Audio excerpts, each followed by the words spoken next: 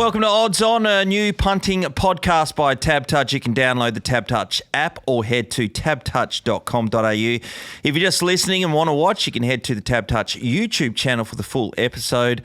What are you really gambling with? For free and confidential support, call 1-800-858-858 or you can visit gamblinghelponline.org.au. We'll be talking about some odds today, and they will be the odds at the time of this recording. Andrew Embley, you little champion. How are you, brother? Shawnee, yeah, nice to be back, mate. How are you? Another big weekend of sport coming up, AFLW Grand Final, but of course, day 3 of the Pinnacles as well, which I'm all looking forward to. Mate, that's going to be huge, obviously. $1.5 million. Then we got the Gold Rush still to come, the Northerly, all part of it. It's going to be huge. You've got a horse running, or you're part of a group. I think there's a few horses running in your colours, family colours. Yeah, so my wife's family owner breeders, so they've got, I think, 3 horses on Saturday. So one of those hopefully is a very nice one, but the other 2 could be a nice each way bet as well. Righto, we'll get to them in a shortly, but there is a few. Well, firstly, when you walked in here, I said I've got one at odds later on, which I'll get to. But last week, threw out a fair few tips, had a couple of good winners, which was Sabage in Melbourne. Melbourne. Yep. Also Weeping Woman, which was in, I think they were racing at Pakenham. No, not Pakenham, Gosford or something. Kembla Grange. Kembla Grange, yes. Yep.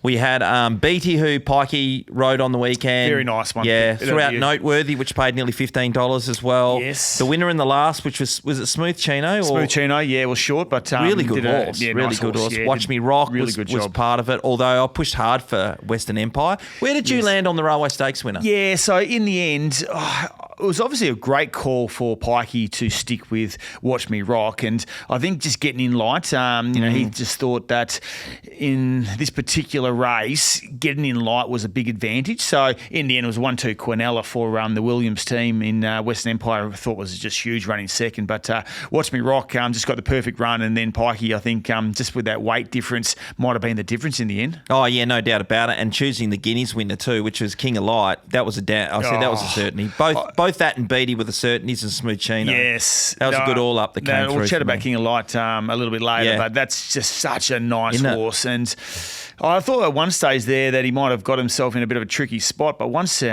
just opened up for him, geez, he hit the line well, and a short price favourite for the Northerly, and we know that 3-year-old's got a really good race in that particular race, the Northerly. So he's winning, mate. I think he's winning. Jump on. I think safely jump on a future bet. We'll have a look at that for Tab Touch shortly. Yeah, no doubt about it. I want to ask you about, how'd you go the quaddie last week? Tell us. Yeah, so it was my brother's birthday last week. Happy birthday to Mickey. It was his 40th. He lives up in Broome, but he came down and a few crew went out to the railway. It was a wonderful day out there, massive crowd, and it was so good to be a part of it. And we decided to all chip in like $100 in each, maybe 10 of us. So we got to about $1,000. We thought we'd go quite wide quaddie, all right? So just sort of hoping that maybe a few outsiders came in. The first leg of the quaddie, Simply, paying about $32. Yes. Gets up and we're thinking, this is going to be a day out. But obviously King of Light, way too good, and Smooth Chino and Watch Me Rock as well. So in the end, we got the quaddie, but our $1,000 bet that we put on between us all paid about $540. So, but anyway, win's a win. That is it. I'll take that, actually. Yeah. We need a win. Okay. Now, let's move on to some of the sports that are on this weekend, actually, because there's a few things to talk about. The AFL Grand Final, W Grand Final, which you mentioned before, I think a few weeks ago when we were talking, we kind of just mapped it down to it was going to be Brisbane North. Should we fast forward it? Yeah. Well, that's exactly right. And North Melbourne have been how many games in 26. a row? 26 games in a row. They have just been absolutely super. But then they come up against Brisbane, who have been almost the pioneers of AFLW football. I think this is their 7th grand final out of the last 10. Yeah. So there's a super team under Craig Starcevich. He's got those girls rolling. So should be an absolute beauty. You think North Melbourne will be too good, but, grand finals, you just never know, Shawnee. Yeah, I agree. And I also would never want to be the team that's going in undefeated for like a year and a half. Yeah. It's just You don't want to be that team. There's two ways you look at Okay. it. You're the best team in the competition, and the reason why you're undefeated is because you're better than everyone else. So if you've got that mindset, then you could absolutely do a job on Brisbane. But then if you've got that, you know what, let's not lose, girls, because we've won every other game. Suddenly you start to, and that's why it's so important, I think, for Brisbane early on to put pressure on North Melbourne. If they can be, in that game at half time and a chance at 3/4 time, it's game on. But if North start really well, then suddenly, the Brisbane girls are going, they're just too good for us. Yeah, no, I totally agree with that. The F1's moved to Qatar this weekend, and I think, again, going back, I said Oscar Piastri's done and dusted, and they'll go hard in with Lando Norris. But Max Verstappen, he was never in the contest this year, and now he's won a heap almost in a row. He must be, in my opinion, the best driver because he was out of the equation and then he's just kept winning, and the other two have had a few issues along the way, more so Oscar than anyone else, and he's a chance to come over the top in this one. Cream rises to the top, doesn't it? He's just an absolute star, Max Verstappen. He just continues to win, and he's coming really good at the right time. As you said, Lando Norris, he's obviously the number one driver now with Oscar, going to the side a little bit, and he's a massive chance too. So he wasn't. You ever been to part of the F1 circuit? No, I've never been, but I've heard incredible things. I had a few mates that went to Singapore just recently, and they reckon it was just off the Richter. Yeah. I haven't been to the ones overseas, and I need to because, mate, those parties. You got to be. I remember in our early years, we would stay at our hotel in Melbourne, and so early in the year, like around that round one, the Grand Prix was on the weekend, right? And so it was called the Carlton Crest, but they turned it to the Pullman. That's right. So it was a Carlton Crest, and we used to stay across the road, and we played late on a Saturday with but then you hear all the the cars coming through in the mornings, and you're trying to get to sleep, and that was so loud. I remember. But I don't think they really cared about us West Coast people too much back then. Yeah, the NBA's been going along. LeBron James is back in. He's in a team where Luka Doncic is the star. Yes. And he's kind of just making up the numbers at the moment. It's funny when you watch NBA these days because some of the players, they just decide that the ball goes through them at every occasion. And then if they decide to shoot 40 shots, that's it. No one else gets a shot. No, it doesn't matter about everyone else. You just pass me the ball and I'll do the rest. Well, that's the thing with basketball, isn't it? You give it to your best bloke, which has been LeBron for so long. He drives the hoop and then he gets a good three-point shooter out the side. And if he can't get there, he just flicks it out to him and he nails the shot. Yeah, I was watching. I'll bring it up because I was watching Doncic the other day, and I reckon. He was throwing up some ridiculous shots. He was getting a lot of them in, but there was a lot of times where guys were just free. They just were. He's not passing it. No, but why would you? I mean, you're getting paid the big bucks. It's all about you, so you might as well make the most of it. In the EPL at the moment, there's a few teams going okay, but the team that isn't is Liverpool. They started really well. Yes. This week they were smashed in the Champions League as well. I think they played probably PSG. I couldn't remember exactly. They've been up for so long, Liverpool. Who do you support? Who's your team? I'm a fair weather friend. Okay. Yeah. It depends. A couple of times when I've been over there, I had a neighbour who was a Swansea supporter, and they got up to. So I just got behind him because they'd never been in the top flight before. I went and watched Fulham play when we were over there a few times in Chelsea, and then I became. I'm transient. I'm not great. So, what about you? Well, I started barracking for Liverpool, and the reason why. So, remember in 2005 when we went and played that exhibition game over in London with you. But anyway, our mate, one of my good mates who you know really well, Joshy Gross, he was living over in London at the time, and Liverpool had just won the Champions League final in 2005, and he goes, mate, he gave me this DVD, and it was the Road to Istanbul where the Champions League final was played, and he said, mate, you got to watch this. It's all the lead up games. Steven Gerrard scored this goal to even, get him to the final 16. It was just incredible. And then in the final against AC Milan, they were down 3-0 in the Champions League final. Liverpool came back and won in penalties. And I remember just watching this and I was just like, man, I'm a Liverpool supporter for the rest of my life now. So from that day on, I've just been barracking for Liverpool. Well, they're after the coach at the moment. There is stuff on the Instagram. The crowd is so good, mental. Though, INA slot, not so good. Last year was all right, but they've just lost so many in a row. Yeah, and again, okay. just week after week, they're interviewing fans out the start, and they've had enough. They're ruthless, aren't they? They are. They're ruthless. Yeah.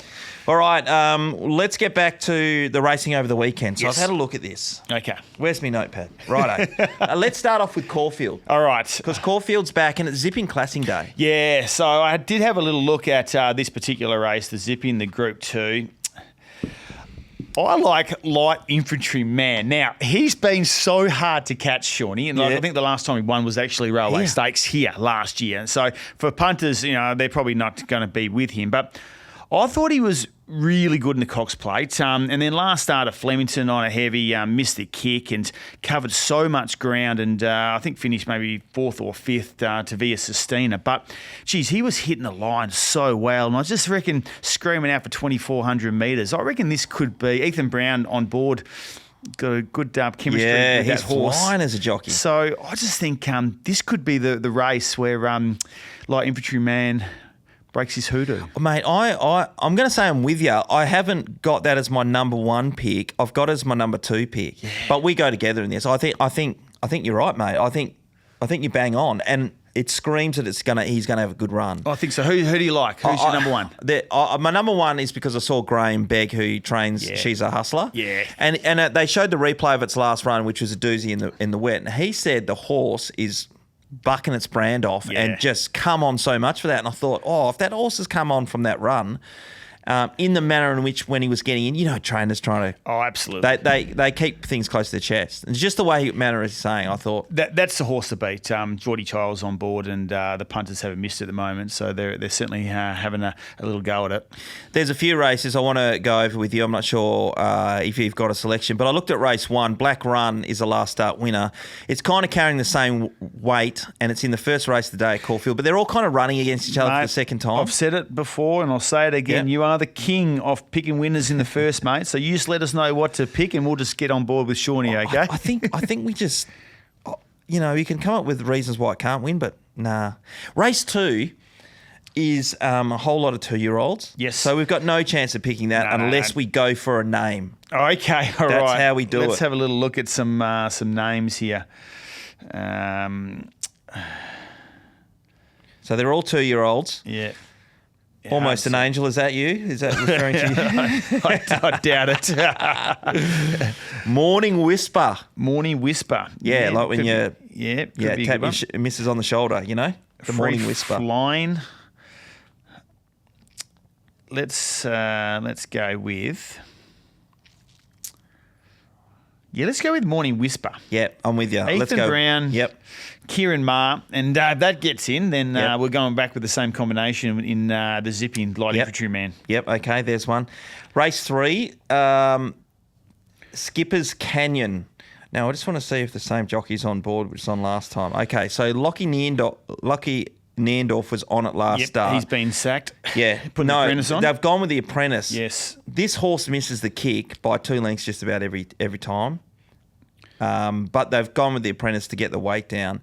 But its last start was unbelievable. I was looking towards Sagira Rock in this one at $4.60, and also Full Halo. And mate, you got to see the replay of this thing. I think if the kid can get this horse to jump cleanly, then on the back of its last start, Skipper's Canyon, as you said, gets weight relief. So I think it might be winning. Yeah, we'll go past race 4 because I think that's a bit of a raffle. Race 5 has got different kind of gravy coming off for last start winners, $2.30 here, and won well. Yeah, it did win well, didn't it? Good name. Yeah. Different gravy. Yeah. And Mark Zara, of course, he sticks. So currently $2.20 on Tab Touch. The only other thing would be Call Da Vinci would be Craig Williams. I don't want to give out too many, horses that are not great value, but just for something on the side. Race 6. Jenny Gone Bonkers is winning. Yeah, I have heard a few people declare this one, and might have even heard Kieran Ma talking about this as one of his best for the weekend. So into single figures at the moment for Tab Touch, and I agree. Ethan Brown on board. It could be actually a good day for Ethan Brown and Kieran Ma. All up. I do a Willie Pike all up a lot. Yeah, we might. He's got some good rides again this week, Pikey, as you can imagine. Yep. Then we move over to race 7. I didn't really have a massive opinion on this, although I did pick Poison Chalice. I think, look at Mark's R, right? So this is a pretty good horse. I followed a bit. It's gone 6th, 3rd, got home really well, steps up again. Detonator Jack's in really good form after its last up, but it's up to 59 kegs. Yeah, it's pushing weight, isn't it? Yep. Moving over to the main race, we've already talked about that. Light Infantryman, and she's a hustler. That pick, yes. But, choose your own adventure in that one. Aviatress. Yes, please. Caulfield, like race 9. Yeah, Craig Williams. Have you had a look at that one at all? No, I haven't followed it. It's coming from the pie stand. Yeah. Yeah, it was a good run first up. Real good run. Ran second. Yeah. And it's only had the one start in this campaign. What current price is it? It is paying $4.80. Yeah, there you go. All right. Well, that might be a nice little end to the day. And the last race, there's 2 that I've got here. I backed Persian Spirit its last start, which it won by 4 lengths, so I can't. How do you go past that? Yeah, that's right. There's some horses out there that you just have to follow, and if they've been good to you, you just got to stick. And this is for you too. The next horse, we're going to have 2 bets. Okay. Big Swinger. Why are you looking at me for that? Big Swinging Dick. It's a good name. Yeah, Big Swinger, mate. Yeah, I'll tell you what. Okay, I'll be swinging from the rafters if that gets home in the last. Yeah, definitely. I've just found one I didn't see before. If you're going to put something into your multiples, put in Hughes at $19. Hughes, okay. Yep. Barry 15, it doesn't matter. Hughes. There you go. That'll be in your quaddie. Yep. Righto. Let's go over to Rose Hill. I think it's Rose Hill. Rose Hill. Jeez, you're keen today. Yeah, absolutely. Let's go. Okay. Race 5. Snack bar. Yep. Yeah, I like it. Yeah. Yep. Okay, that's winning. Yep. Here's another one. Race 6. Deal Me Queen. Give us the price on that. Okay, Deal Me Queen right now is...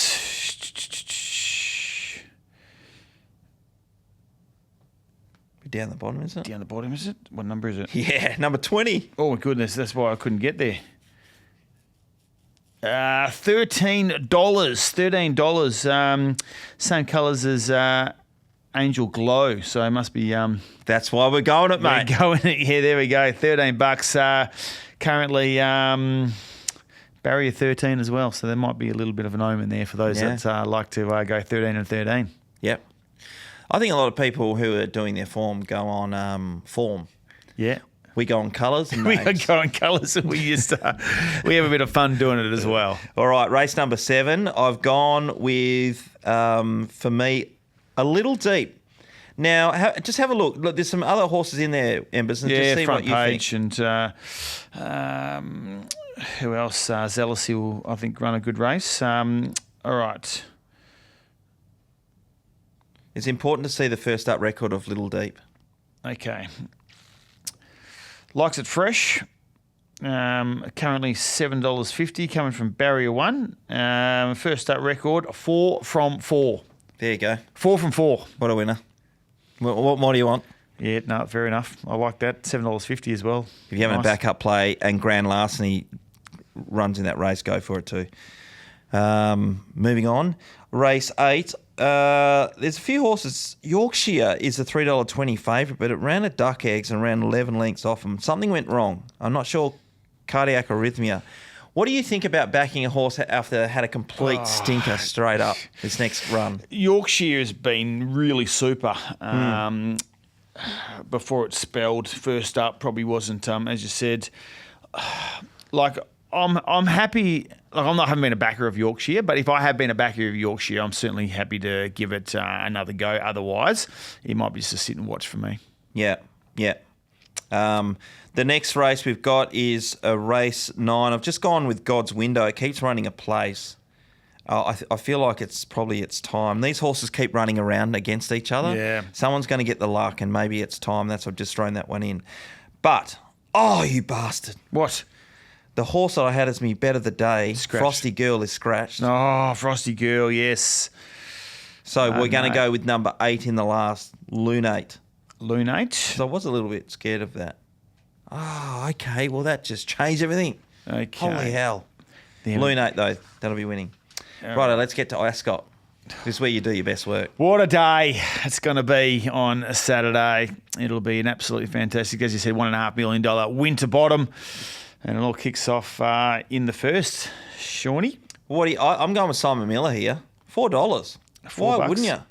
There's a couple of horses that can run. There's two, I lie, because I'm going to have to throw in Overdrive. Did you see its run last time? No. I don't think I might have missed it. Tell us about it. Yeah, it was kind of in the pack and over the 1,000-metre trip. It just came through and it won by nearly 2 lengths and it carried 60 kegs. Okay.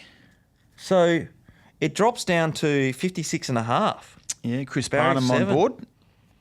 There's going to be a hell of a lot of speed here. Yeah, well, last style bender, we know that that horse wants to jump with the bunny and run. Holly Watson on board, so I thought that was pretty tough last start. He's run a couple of seconds and certainly be the horse to catch. So if it's on speed, it is certainly there. But if not, then I think maybe an Overdrive, as you said, might be storming down the outside. Yeah, it's a 2-race play with Monique or Simon Miller's horse in the first. Yep. I watched this one's interesting. How do you feel about a horse that keeps running a place? I'm talking about Funchal, which is Grant Milana's, and it's run home every time. Yeah, frustrating. It's there's a theory there that it's due to win, but then sometimes horses that run second for a while they lose that will to win. They just don't find a way to be able to to get there. It's like, oh no, here we go again. So it's I'm sure there's been some frustrating backers there, and no one more frustrated right now than probably Grant Milana in particular. Yeah. So that's a huge play in this race, along with Forever Boy at $3.10 is now the favourite. It was a big run first up. Yep. And Hobart West, where do we stand? Give us the inside mail, big guy. No inside. Summer Dixon's got this horse rock hard fit at the moment. Was big last start, 3 weeks between runs, up in grades. But Austin Gallardi, I like the way this kid's going at the moment. He seems to be a really balanced young jockey. He's got nice hands and, he's starting to ride some winners on Saturday. So I think he's going to be a really good jockey to watch over the next 4 or 5 years. You know what? He's been cutting his teeth in Geraldton recently. Yeah, he has. And then he's come down and, I'm totally with you. He had the bookend last week. I think he was on Smooth Chino last week. Yeah. He was. So I'm, obviously hoping that he can get the job done on Hobart West. I think, as I said, there's some good quality horses in the race, and it is a step up for Hobart West, but doing everything right at the moment and is fit, and we'll certainly get 1,800. Yeah. I was trying to have a dip at Austin in the last at Geraldton yesterday. Yeah. And bloody phone rang at the wrong time, and I missed it. Yeah, he got it, didn't he? I know he did. Snippy something or other. I paid $5 or something. So he's anyway, in form at the moment. He's had 2 last Saturday. I think he had at least 2 winners yesterday, maybe 3. So in Geraldton, and he's got some good rides on Saturday as well. Yeah, he has. When I was laying in bed, I was just having a look at the form, and then I chucked my TV on in my room, and it was Shartin. Oh, yes. Anyway, I always go with the lady Jenny from the paddock. Yeah. She picked this thing. I had $20 on it. Yeah. Thanks to Tab Touch. Yeah. And I went to bed. I slept like a baby. I tell you, when you're chasing your tail on a Wednesday at Shartin, it hasn't been a good day. From Geraldton to Shartin. Mate, gamble you get freaking responsibly. fly points. Yeah.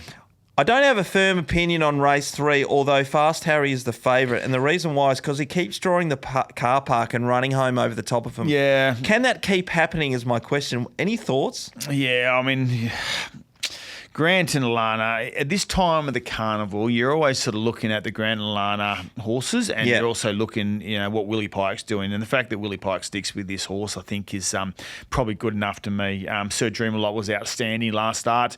Probably been a horse that has, showed some really promise as a good 2-year-old, and then probably just has gone amiss a little bit. But geez, was super. So I think that might be a little each way bet as well, Sir Dreamalot. But I am sticking with Fast Harry. Okay, moving over to the regional championship, which is race 4. Again, all these horses are coming from different fields, including the favourite, which is Willie Pike's got, and that's come from Gero. But Austin Gallardi's been riding this horse Bolter. Yes. Have you seen that getting on? Yeah, it's been going real well. It's is it undefeated at the moment? I might have had it's certainly won its last 3 or 4 starts for sure. So I think this deserves a shot in town like all the rest of them, and I like the fact that Austin Gallardi sticks and has obviously been riding this horse really well. So I actually really like this too, Bolter, and It depends on what the track's playing, but Yeah. coming from barrier 12, and if they are making ground, then I think certainly he'll be hitting the line.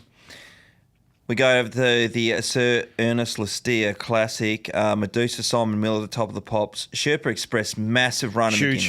In Yeah, Huge massive. run. Yeah, so last start, I think ran second, didn't it, to Luana Miss. It did.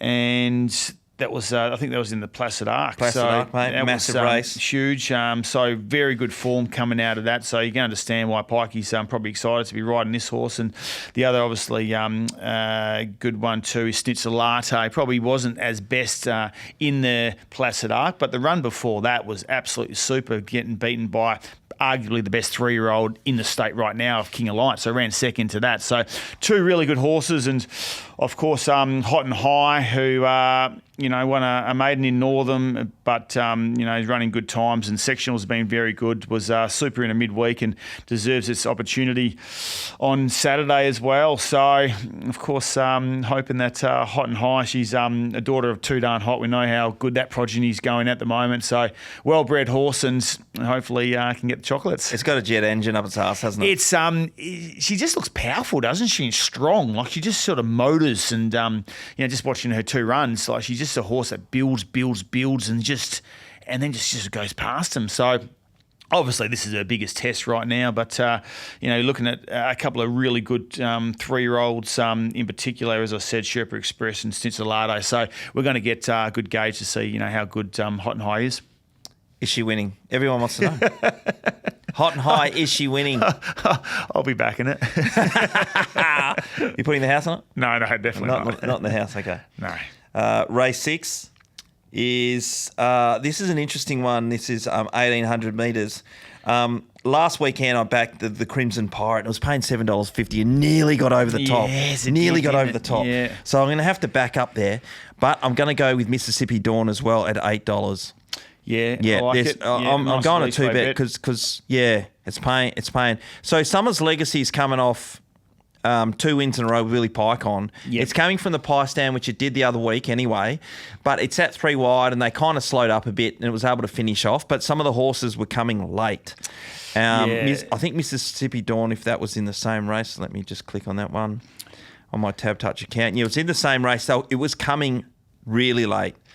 From 10th position and got done by 1.3 lengths. That's Mississippi Dawn, that is. But so I think this Crimson Pirate and Mississippi Dawn are going to be real hard to beat here, mate. Yeah, well, Summers Legacy is obviously, coming from the car park, and Pikey's going to have to get a 3-wide train, and hopefully he's got something to bring him into the race. But it's it'd be a big effort from out there, and as you said, there's a couple of others there that are going, pretty well. And Mississippi Dawn has drawn really well. CJP on board, so at $8 at the moment for Tab Touch, I think is a pretty nice bet. Race number 7 sees a whole heap of other horses that can compete against each other. Dracania, last start winner. Yep. KTY, which is Willie Pike jumping back on, which gives it a chance. Yes. Suppression, which won the Batavia Sprint up on Geraldton only a couple of weeks ago. Yep. September Born back to just a ratings race. Brad Parnham on board, so that's obviously trying to drop back in grade to get a win. I really don't have an opinion on that race, to be honest. It's a tough one. KTY is probably where I'll go, maybe. Okay, let's go to this next one, which is the Jungle Dawn Classic. And there's a... Right, so Yorga Pride is the favourite with Willie Pike's on. Yep. Big run first thing. Yep. It's stepping up to 1,400. It's not run over 1,400 or had a win over 1,400. But, it's Grant and Alana, so yeah. Okay, here's... I'm going to go Love and War. Yes. That's my number 1 pick. Yep. What do you reckon? I really like... The two that I really like are Love and War and Bon Joy. Yep. But Love and War, I just so that run a few weeks back when it went sort of head to head with Cosmic Crusader was just really tough, and I just think it's come through that run pretty well. So I actually do like Love and War in this particular race. All right, great minds. Okay, Love and War, and everyone needs to have a couple of bucks on this one. It is number 10, Done with the Blues. Do you tell us what Done with the Blues is paying right now? $51. $51. And $8 a place. Tell us why you like Done with the Blues at 51, Shawnee. Its first up record is 5 starts, 3 wins and a second.